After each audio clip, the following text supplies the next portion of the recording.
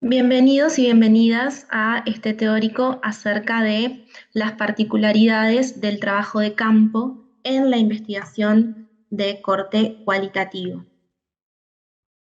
Uno de los principales aspectos que debemos considerar en relación a nuestro trabajo de campo al inicio de nuestra investigación tiene que ver con los criterios para la selección de nuestro contexto.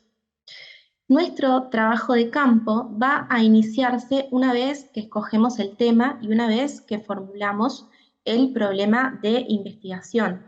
Lo que no podemos hacer es primero elegir el contexto y luego elaborar el problema, ¿no? Digamos que eso sería ser como una especie de trampa. Lo que hacemos es elaborar, construir nuestro problema y luego definir cuál es el contexto adecuado para llevar adelante nuestro estudio. Entonces, esto va a suponer la elección de un ambiente determinado, de un contexto determinado en el que vamos a llevar adelante nuestro estudio. Este contexto, este ambiente, no hay que confundirlo con el objeto, ¿no? Con el objeto de estudio. Un medio es un contexto determinado en el que ocurran los fenómenos que queremos estudiar, que pueden ser estudiados desde distintas perspectivas. Y un objeto de investigación es un fenómeno visto, problematizado, desde un ángulo teórico específico. Nuestro contexto nos sitúa en el tiempo y en el lugar, entonces es muy importante la elección de nuestro contexto. Un ejemplo, si nosotros nos proponemos, por ejemplo, ¿no?, conocer las emociones de los pacientes jóvenes que serán intervenidos en una operación de tumor cerebral, profundizar en sus vivencias, comprender sus mecanismos para enfrentar las emociones negativas de la etapa preoperatoria, ¿no?, que esto tiene que ver con nuestros objetivos de investigación que se desprenden de nuestro problema de investigación, debemos informarnos acerca de cuáles son los hospitales que realizan este tipo de intervención y con qué frecuencia. El tramo de edad de juventud que vamos a definir para la selección de nuestros participantes. La ciudad o la región en la que vamos a realizar nuestra investigación. Entonces, una cosa son nuestros objetivos, lo que nos interesa conocer, y otra cosa es definir ese contexto en particular en el que vamos a llevar adelante la investigación. Digamos que sería algo así como ese correlato empírico, el dominio empírico de nuestro estudio. Un primer momento en nuestro trabajo de campo es la inmersión en el campo, como una primera zambullida, digamos, en el campo. Esto permite, este primer contacto con nuestro campo, permite introducir modificaciones en nuestro diseño flexible. Si nosotros vamos a ir formulando nuestro problema, contactando a los pacientes, pero si en las primeras entrevistas descubrimos, por ejemplo, que en la instancia preoperatoria los jóvenes presentan un alto grado de estrés, puedo incluir esta dimensión vinculada con el estrés en mi estudio y modificar o complejizar de algún modo, especificar de algún modo nuestro problema inicial. A la hora de ingresar al campo, tenemos que pensar qué significados tiene este contexto en particular para mí, qué significados, qué sensaciones, qué emociones, sentimientos me despierta trabajar en contacto con ese contexto. ¿Puedo manejar todo esto que me despierta? ¿Y cómo voy a hacer para manejarlo en todo caso? ¿Están allí aquellos casos, personas, potenciales participantes que van a ser útiles para dar respuesta a mi pregunta? Todos estos aspectos los vamos a ir vislumbrando en ese inicio, en ese ingreso, en esos primeros contactos en nuestro campo. ¿Podemos acceder a los datos que necesitamos de manera relativamente sencilla? ¿Identificamos resistencias, trabas institucionales, necesidad de autorizaciones especiales? Bueno, estos aspectos son muy importantes. Sabemos que a veces las autorizaciones institucionales o las resistencias de los participantes pueden trancar directamente una investigación o prolongar su inicio. ¿Me conocen en ese contexto que voy a investigar? Y si es así, ¿cómo afecta esto a la investigación? ¿Cómo afecta esa relación que ya preexiste con ese contexto que voy a estudiar? ¿Y qué decisiones voy a tomar para controlar, de algún modo, las formas en que ese conocimiento previo puede introducir sesgos y puede afectar la investigación? ¿Existe distancia social entre el investigador y los sujetos investigados? Es decir, las personas o el contexto en el que yo voy a estar realizando mi investigación es muy diferente a mi propio entorno social. ¿Existe distancia social que puede eventualmente traducirse en distancia lingüística que me conduzca a la necesidad, por ejemplo, de tener que adaptar las formas en que yo redacto ciertas preguntas, las formas en que yo presento la investigación? Esa distancia social entre el investigador y los sujetos investigados pueden tener que ver con el hecho de que yo sea, por ejemplo, profesional de la salud, con el hecho de que yo sea una persona académica. Bueno, ¿y cómo vamos a hacer para controlar o para intentar disminuir esa distancia social o que esa distancia afecte lo menos posible mi estudio? Y luego, ¿cómo manejar el hecho de que, por ejemplo, yo no tenga nada en común con las personas o con los contextos que me interesa estudiar? ¿Cómo hacemos cuando no tenemos nada en común que nos permita trazar, establecer una especie de puente significativo con esa realidad que queremos estudiar?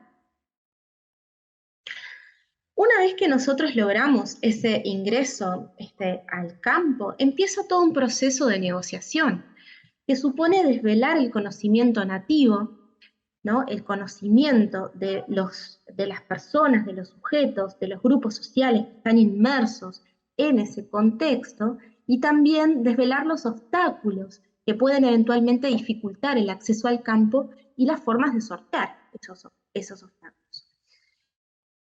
Estos elementos que a veces joroban un poco en la práctica de la investigación, en sí mismos son relevantes. ¿Por qué? Porque nos aportan indicios acerca de la organización del lugar, acerca de algunos fenómenos, procesos, dinámicas de interacción que pueden estar dándose en ese contexto en particular. De esta forma, incluso desde la etapa de negociación, ya hemos empezado a ir lentamente a recoger información acerca de ese contexto que nos interesa estudiar. Cuando el campo es complejo, podemos recurrir al apoyo en lo que en antropología se le puede denominar como padrinos o porteros, es decir, personas que pueden justamente actuar a modo de puente entre nosotros como investigadores o como tipo de investigación y ese contexto que puede tener algunas resistencias a ser estudiado, a ser considerado como un objeto de estudio, o que puede ser difícil de acceder si no contamos con una persona que esté familiarizada con ese contexto. Algunos tips a la hora de ingresar a nuestro contexto. Es importante desarrollar relaciones y ganarse la confianza de los participantes, ¿no? Esta idea de realmente poder hacer partícipe al otro, de mostrar, porque realmente en la investigación cualitativa, sin la mirada del otro, no tenemos datos, no tenemos forma de responder las preguntas que necesitamos responder. Entonces, es muy importante que los participantes puedan comprender esto, puedan comprender que son una pieza clave en nuestro estudio y que lo que nos interesa justamente es colocar su propia perspectiva en primer plano. Además, es importante detectar aquellos informantes que pueden resultar clave. También es importante elaborar una historia, un breve relato acerca del porqué de nuestra investigación, cómo surge nuestra investigación, cuál es el objeto de estudio, qué nos proponemos, a dónde queremos llegar, qué pensamos que vamos a hacer con esa investigación, qué utilidad puede o no llegar a tener ese estudio. Esto es muy importante porque a veces nos agarran medio mal parados y en realidad es muy importante porque esto nos lo van a preguntar constantemente. Cada persona con la que contactemos, ya sea a la hora de comenzar ese proceso de negociación para ingresar al campo, ya sea los propios participantes, grupos, personas, nos van a preguntar de dónde venimos, qué queremos saber y para qué. ¿Para qué esta investigación? Tenemos que estar preparados. Y luego, otros aspectos que son también muy importantes en la investigación cualitativa es evitar imitar a los participantes para ganar empatía. Decíamos inicialmente, bueno, es importante generar relaciones, pero esas relaciones no tienen que, que ser tan artificiales como para que, por ejemplo, si existe una distancia social considerable con los participantes, yo me camufle todo para que esa distancia desaparezca. O, ¿no? Bueno, ese tipo de cuestiones son importantes, ¿no? Lograr un cierto equilibrio. Y también lo que hay que evitar rotundamente es ingresar a nuestro contexto de manera disruptiva. Entonces hay que considerar todo el tiempo a la hora de llevar adelante nuestros estudios, bueno, cuáles son los momentos en los que no sería demasiado adecuado ingresar a esos contextos. En qué momentos nuestros participantes están, digamos, más disponibles. Estoy siendo disruptivo, estoy generando desconfianzas, estoy generando resistencias. Por ejemplo, si voy sin avisar, ¿no? Yo tengo que avisar que voy a ir, tengo que pedir las autorizaciones, tengo que pedir los consentimientos de las personas para poder acercarme a ese contexto que es su contexto.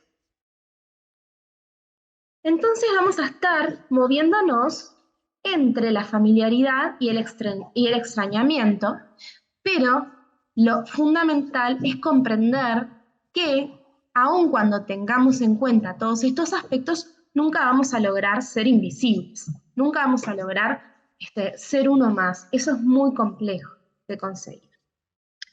Entonces, después de todos estos procesos de inmersión inicial, de negociación, de ir estableciendo negociaciones y relaciones en ese contexto, de ir familiarizándonos, ahí ya viene la inmersión total en ese contexto, donde intentamos sí observar los eventos del ambiente y describirlos, establecer los vínculos con los participantes, reclutarlos, empezar a adquirir ese punto de vista interno, recabar datos sobre el lenguaje y las formas de expresión, así como sobre las relaciones entre los distintos participantes, detectar procesos que son importantes, y ese es el momento en el que empezamos a tomar notas, a armar nuestros esquemas conceptuales, mapas conceptuales, cuadros. Si es posible, tomamos fotos, apoyo visual, y empezamos a reflexionar también, y esto es muy importante en este tipo de investigaciones, comenzamos a reflexionar acerca del papel del investigador y de nuestras propias vivencias en ese contacto con ese contexto. También es importante que nosotros podamos ir recogiendo todo lo que va sucediendo en el trabajo de campo. Para esto tenemos nuestras notas de campo que vamos a ir recogiendo en un diario de campo, que puede ser una libretita, puede ser digital, puede ser una grabación, notas de voz en el celular, puede ser cualquier cosa que nos ayude a dar cuenta de todo lo que va sucediendo en el transcurso del trabajo de campo.